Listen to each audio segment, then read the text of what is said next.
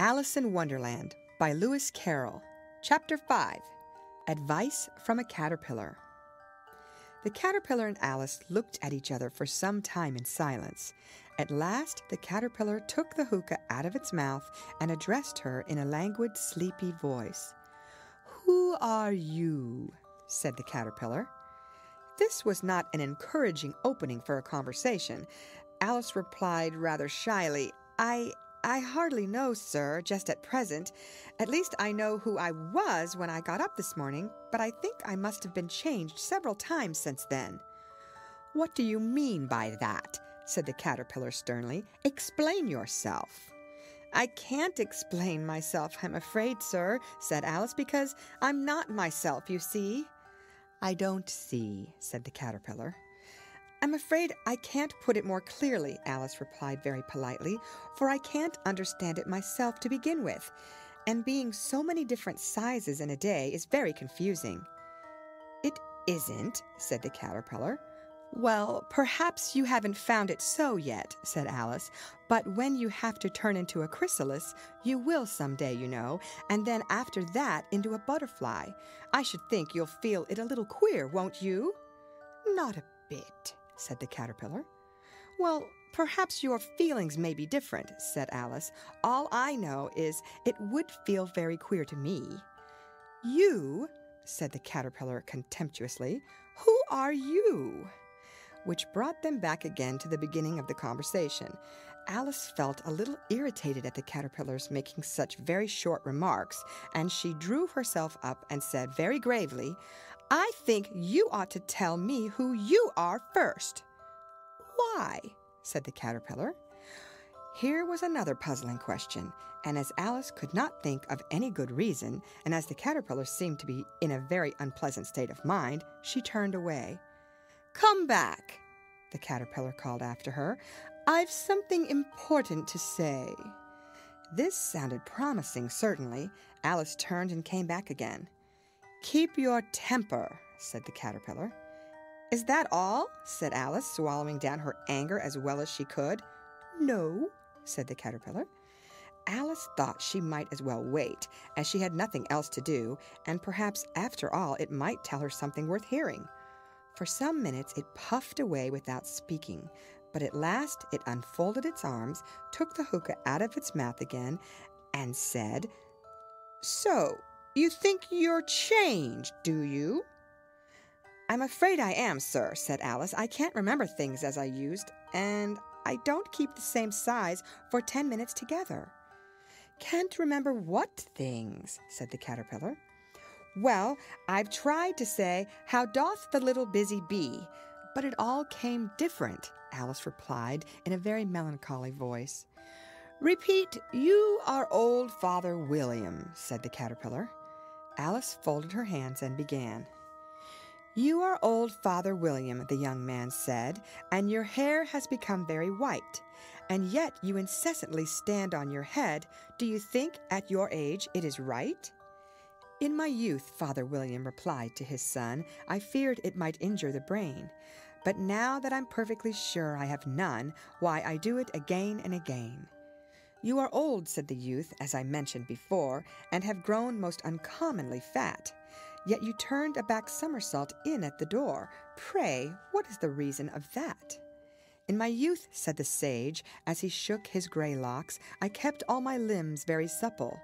By the use of this ointment, 1 shilling the box, allow me to sell you a couple."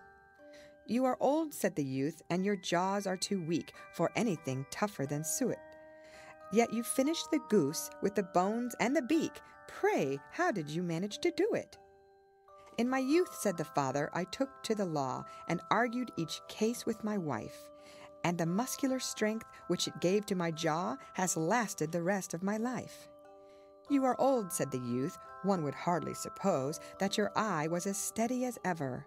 Yet you balanced an eel on the end of your nose. What made you so awfully clever?" "I have answered 3 questions, and that is enough," said his father. "Don't give yourself airs. Do you think I can listen all day to such stuff? Be off, or I'll kick you downstairs." "That is not said right," said the caterpillar. "Not quite right, I'm afraid," said Alice timidly. "Some of the words have got altered." "It is wrong from beginning to end," said the caterpillar decidedly, and there was silence for some minutes. The caterpillar was the first to speak. "What size do you want to be?" it asked. "Oh, I'm not particular as to size," Alice hastily replied. "Only one doesn't like changing so often, you know." "I don't know," said the caterpillar. Alice said nothing. She had never been so much contradicted in her life before, and she felt that she was losing her temper. "Are you content now?" said the caterpillar. "Well, I should like to be a little larger, sir, if you wouldn't mind," said Alice. 3 inches is such a wretched height to be." "It is a very good height indeed," said the caterpillar angrily, rearing itself upright as it spoke. It was exactly 3 inches high. "But I'm not used to it," pleaded poor Alice in a piteous tone, and she thought of herself, "I wish the creatures wouldn't be so easily offended." "You'll get used to it in time," said the caterpillar, and it put the hookah into its mouth and began smoking again. This time Alice waited patiently until it chose to speak again. In a moment or two the caterpillar took the hookah out of its mouth and yawned once or twice and shook itself. Then it got down off the mushroom and crawled away in the grass, merely remarking as it went, "One side will make you grow taller, and the other side will make you grow shorter." "One side of what? The other side of what?" thought Alice to herself. "Of the mushroom," said the caterpillar, just as if she had asked it out loud, and in another moment it was out of sight.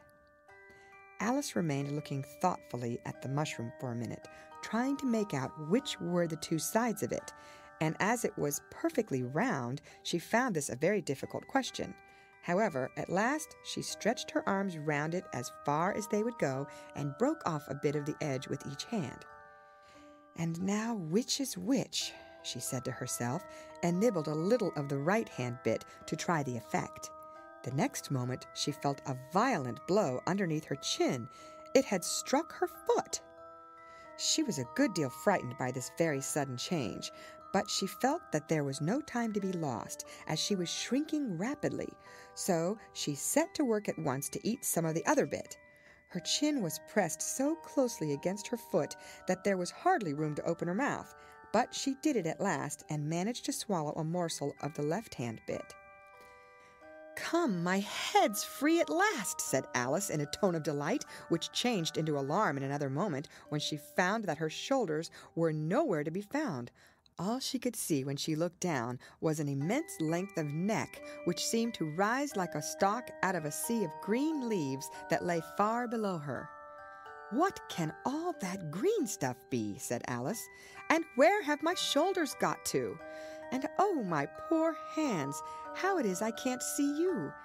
She was moving them about as she spoke, but no result seemed to follow except a little shaking among the distant green leaves. As there seemed to be no chance of getting her hands up to her head, she tried to get her head down to them, and was delighted to find that her neck would bend about easily in any direction like a serpent.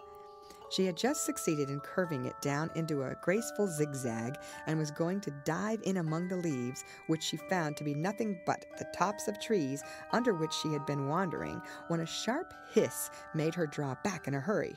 A large pigeon had flown into her face and was beating her violently with its wings. "Serpent!" screamed the pigeon. "I'm not a serpent," said Alice indignantly. "Let me alone." "Serpent, I say again," repeated the pigeon, but in a more subdued tone, and added with a kind of sob, "I've tried every way, and nothing seems to suit them." "I haven't the least idea what you're talking about," said Alice. "I've tried the roots of trees, and I've tried banks, and I've tried hedges," the pigeon went on without attending to her. "But those serpents, there's no pleasing them." Alice was more and more puzzled, but she thought there was no use in saying anything more till the pigeon had finished. "As if it wasn't trouble enough hatching the eggs," said the pigeon. "But I must be on the lookout for serpents night and day. Why, I haven't had a wink of sleep these 3 weeks."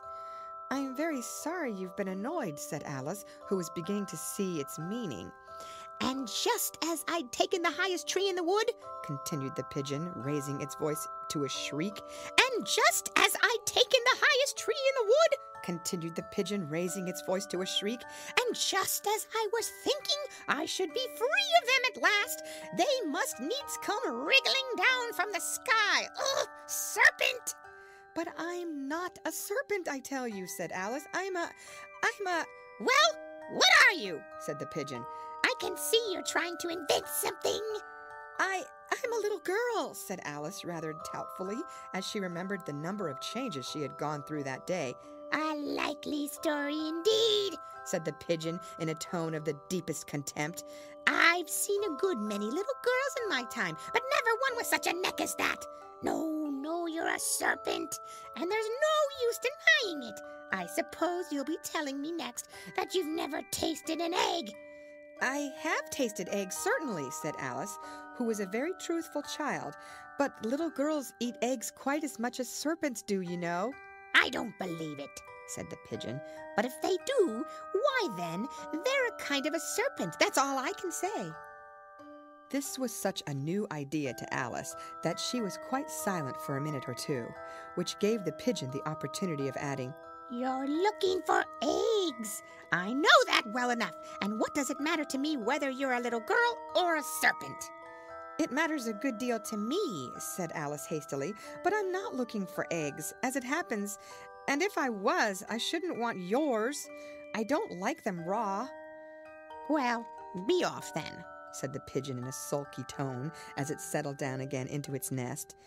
Alice crouched down among the trees as well as she could, for her neck kept getting entangled among the branches, and every now and then she had to stop and untwist it.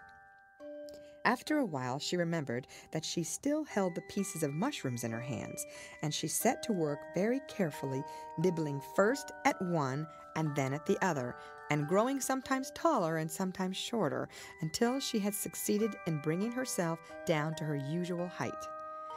It was so long since she had been anything near the right size that it felt quite strange at first, but she got used to it in a few minutes and began talking to herself as usual. Come, there's half my plan done now. How puzzling all these changes are. I'm never sure what I'm going to be from one minute to another. However, I've got back to my right size. The next thing is to get into that beautiful garden. How is that to be done, I wonder?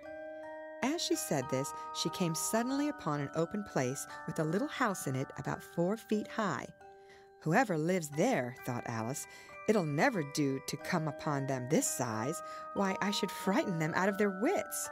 So she began nibbling at the right-hand bit again, and did not venture to go near the house till she had brought herself down to 9 inches high.